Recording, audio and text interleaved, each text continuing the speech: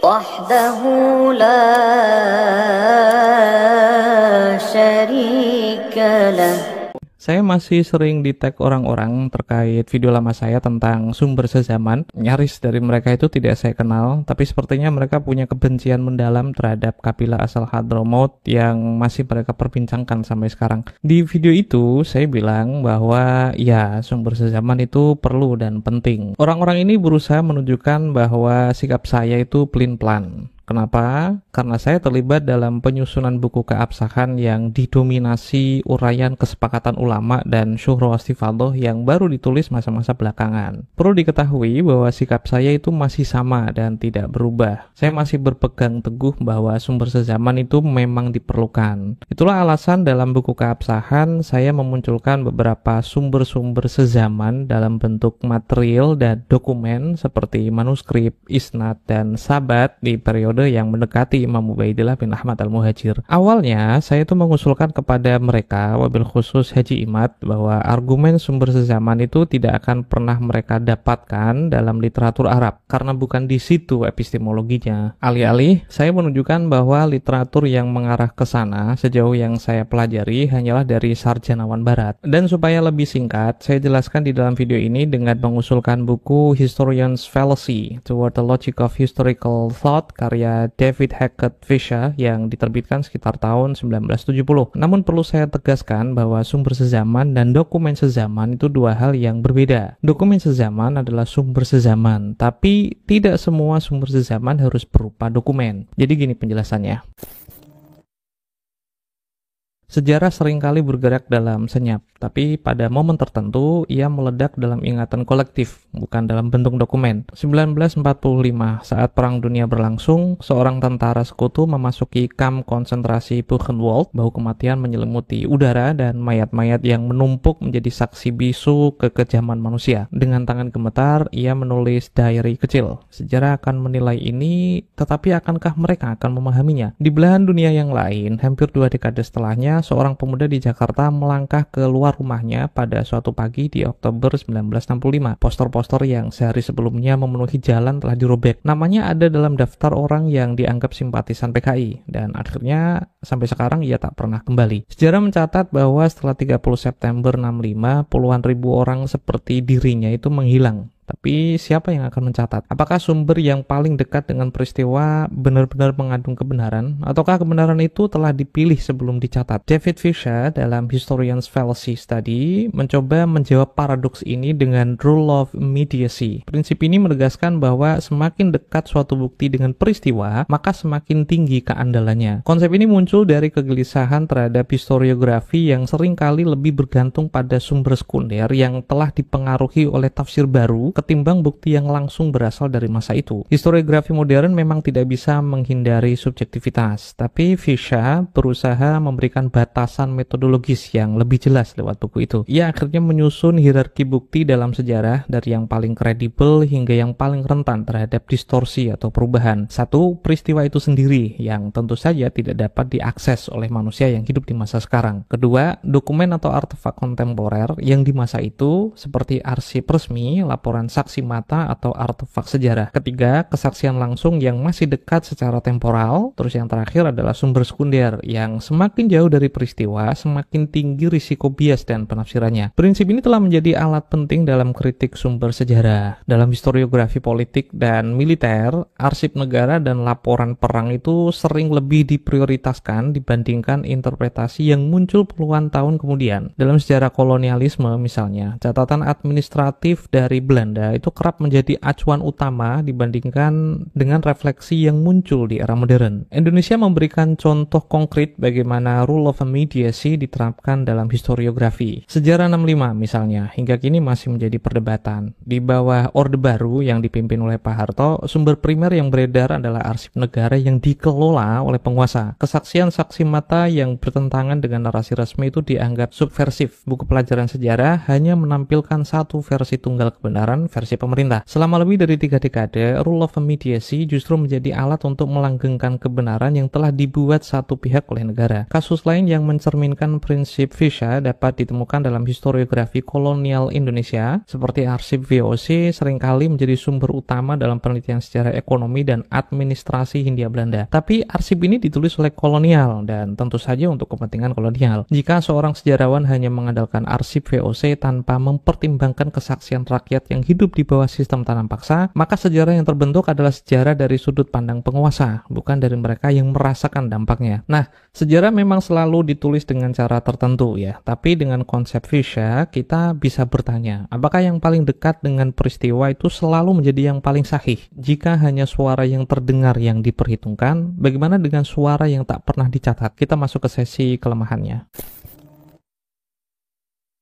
Dokumen-dokumen yang dekat dengan peristiwa tidak selalu objektif dan akurat. Hayden White dalam Meta History yang terbit 1973 menegaskan bahwa sejarah itu bukan hanya rekaman fakta, tapi juga konstruksi naratif. Setiap dokumen itu pasti lahir dalam konteks sosial dan politik tertentu. Arsip negara misalnya tidak akan selalu berisi kenyataan, tapi seringkali merupakan gambaran yang disusun oleh mereka yang berkuasa. Indonesia udah jadi contoh paling faktual bagaimana rule of immediacy bisa menjadi bumerang jika diterapkan secara dogmatis. Selama lebih dari 3 dekade, buku putih versi negara tentang G30S_PKI menjadi sumber utama yang digunakan dalam sistem pendidikan dan media. Ia menjadi kedekatan temporal, tapi ia juga syarat dengan sensor. Apa yang terjadi ketika hanya satu sumber yang dianggap valid, sementara kesaksian lain seperti Pramudia Anantatur dibungkam? Apakah kedekatan dengan peristiwa itu cukup untuk membangun sejarah yang objektif? Dalam Silencing the Past yang terbit 1995 mengingatkan bahwa banyak dokumen sejarah yang tersedia lebih mencerminkan kepentingan mereka yang memiliki kekuatan untuk mencatatnya dibandingkan realitas mereka yang mengalaminya. Ini juga terjadi dalam historiografi kolonial di Indonesia. Selama berabad-abad, arsip VOC menjadi sumber utama sejarah Hindia Belanda. Namun, arsip ini lebih banyak berisi catatan mengenai perpajakan, perdagangan, dan kebijakan administrasi kolonial dibandingkan kisah para petani yang hidup di bawah sistem tanam paksa. Nah, dalam banyak kasus, rule of immediacy gagal menangkap sejarah sosial dan sejarah emosional. Barbara Rosen-Wayne dalam Emotional Community yang terbit tahun 2006 menekankan bahwa ketakutan, trauma, dan emosi itu seringkali tidak tercatat dalam dokumen resmi. Contoh, gerakan mahasiswa 98 terdokumentasikan dalam laporan pers dan arsip negara. Tapi apa yang dirasakan oleh mereka yang berhadapan dengan aparat di jalanan itu tidak selalu terwakili dalam dokumen-dokumen tersebut. Sejarah tertulis menyimpan fakta, itu benar, tapi pengalaman manusia seringkali tetap berada di luar narasi yang terekam. Kasus lain yang terekam adalah pembantaian Westerling di Sulawesi Selatan pada tahun 46 hingga 47. Jika sejarawan hanya mengandalkan laporan militer Belanda sebagai sumber utama karena sudah berbentuk dokumen, maka kejadian ini bisa saja terlihat seperti operasi militer biasa. Namun kesaksian para penyintas yang bertahan di desa-desa yang dihancurkan justru memberikan gambaran berbeda, bahwa ini bukan sekadar perlawanan terhadap gerilyawan, melainkan eksekusi massal yang menewaskan ribuan orang. Jika historiografi hanya bertumpu pada dokumen yang paling dekat dengan peristiwa, tapi tidak mempertimbangkan dinamika sosialnya, maka sejarah yang dihasilkan itu jadi timpang. Dalam era digital misalnya, tantangan ini menjadi lebih besar. Andrew Hoskin dalam Digital Memory Studies yang diterbitkan 2017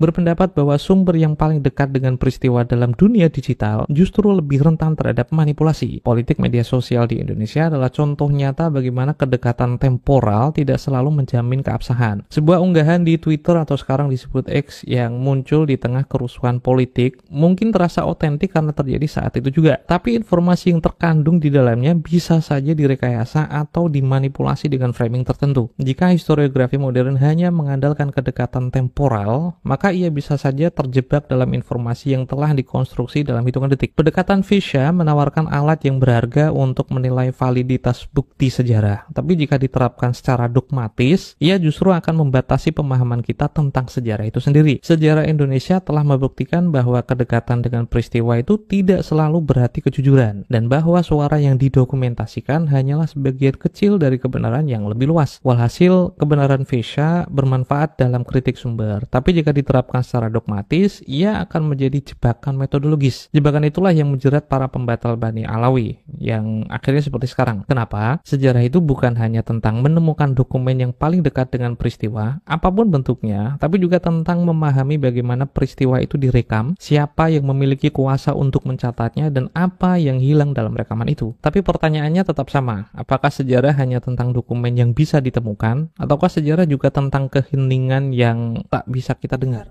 Di dalam buku Hanif Alatas dan kawan-kawan, buku keabsahan itu, ada sebuah sanad hadis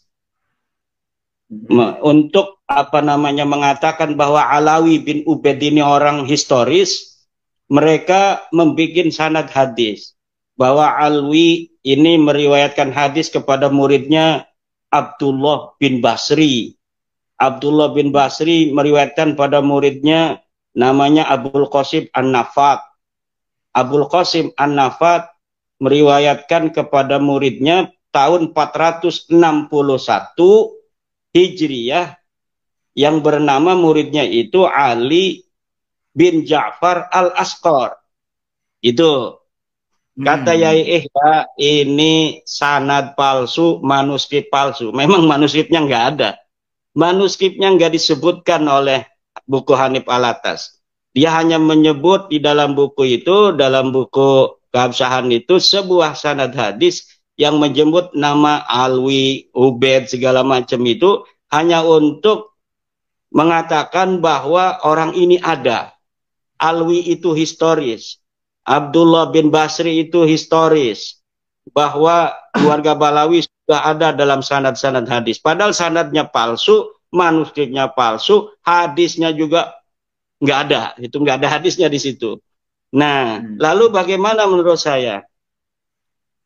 Kritikan dari Kiai Nur Ihya Hadi Negoro itu tepat sekali. Bahwa Ali Al-Asqar An-Nazu itu wafat 327 Hijriah. Bagaimana orang yang wafat 327 Hijriah itu bisa meriwayatkan hadis pada muridnya Abul Qasim An-Nafat pada tahun 461 Hijriah. Dari mana itu Kiai Ihya tahu bahwa Ali Al-Asqar An-Nazu itu wafat pada tahun 327?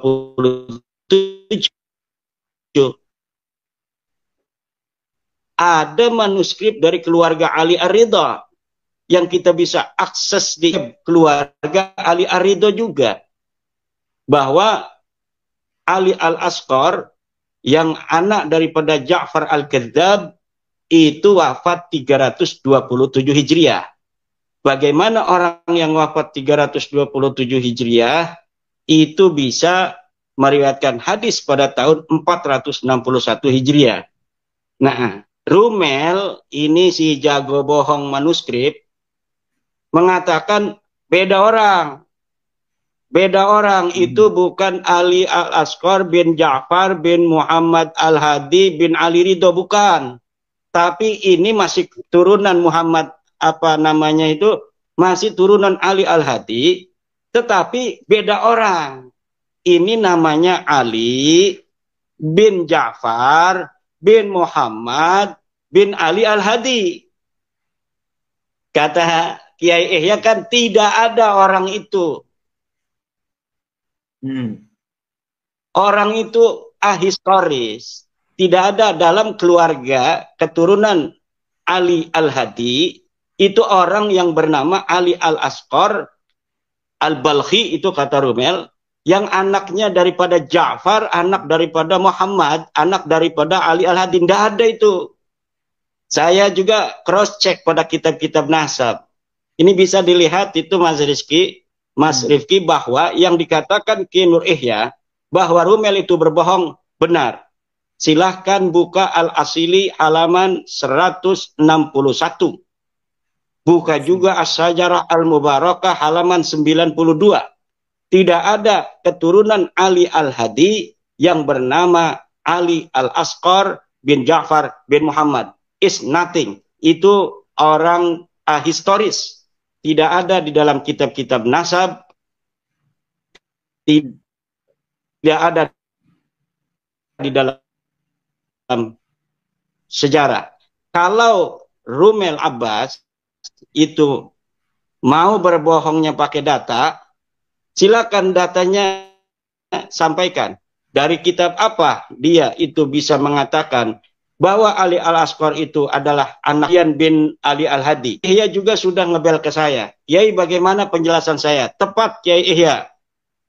Saya sudah mengirimkan tantangan untuk mereka bisa memberikan referensi dari mana mereka itu bisa menyebut ada seseorang bernama Ali Al-Asqar bin Ja'far bin Muhammad. Tidak ada.